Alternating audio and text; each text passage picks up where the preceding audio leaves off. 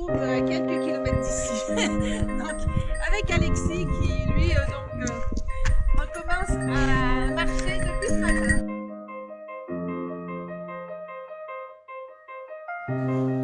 Le départ se fait du col de Glaise, 1696 mètres. On y accède en quittant la nationale 85 sur la droite, peu avant le col Bayard.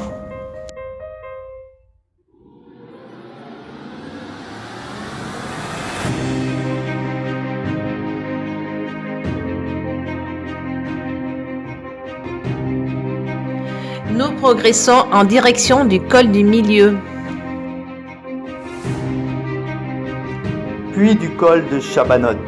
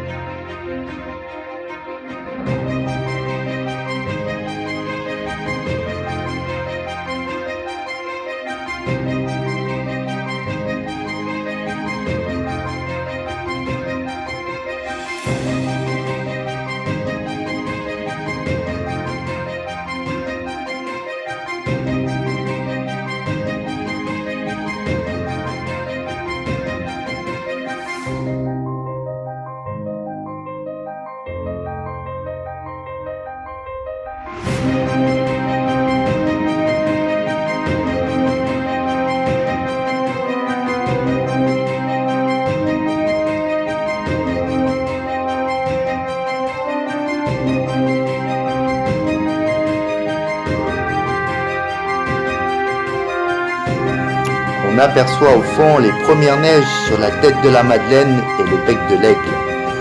On voit bien aussi le col du Chamois juste en dessous.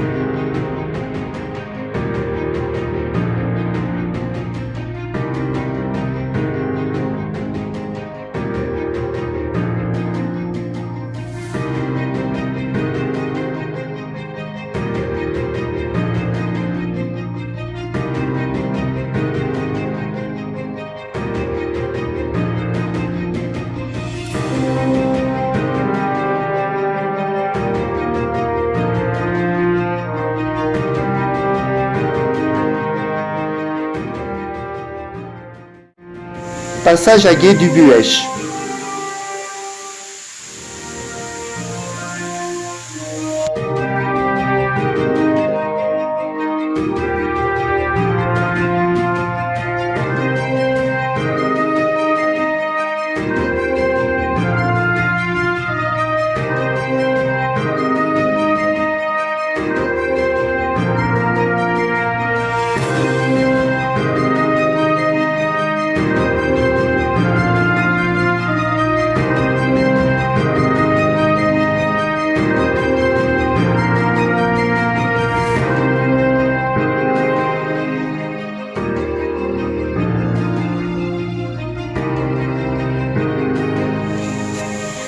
Notre passage intrigue quelques habitants locaux.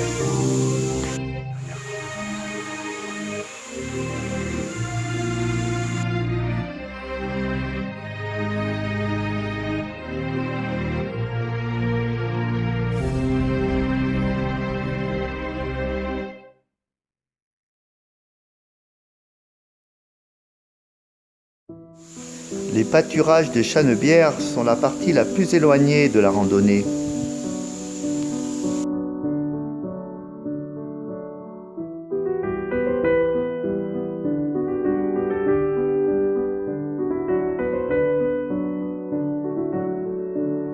L'imposante face est du pic de Bure.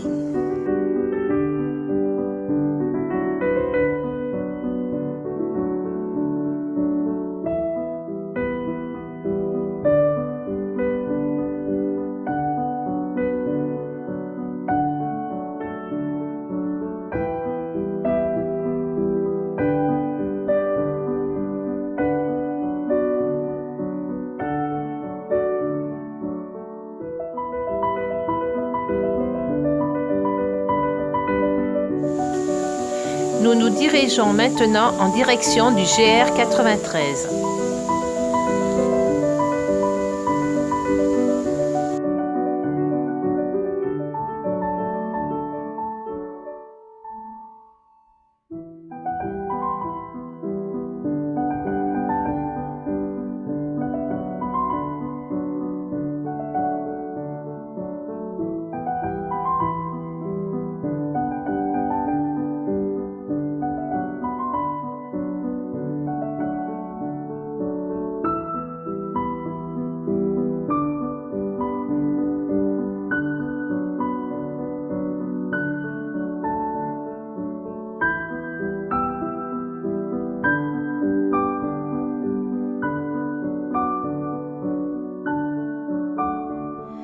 Cette partie de la randonnée devient plus minérale et la végétation prend des accents déjà méditerranéens.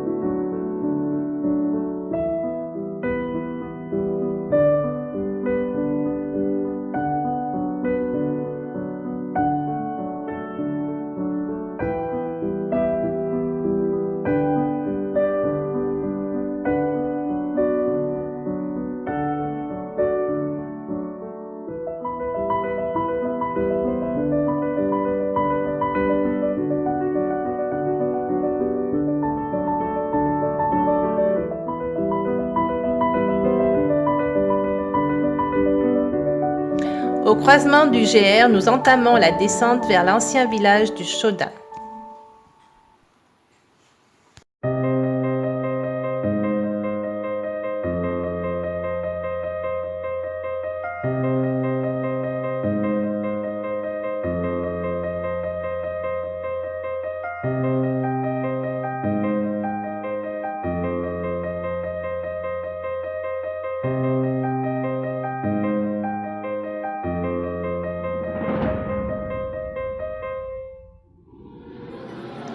Le village de Chaudin comptait 160 habitants en 1790.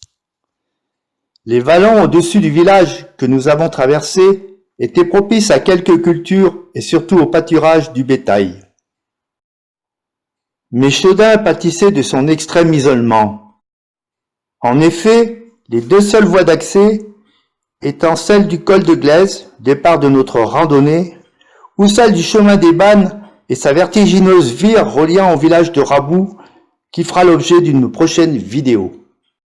Découragés par la difficulté de vivre en ces lieux, les habitants de Chaudin offrirent à l'État de lui vendre leurs terres.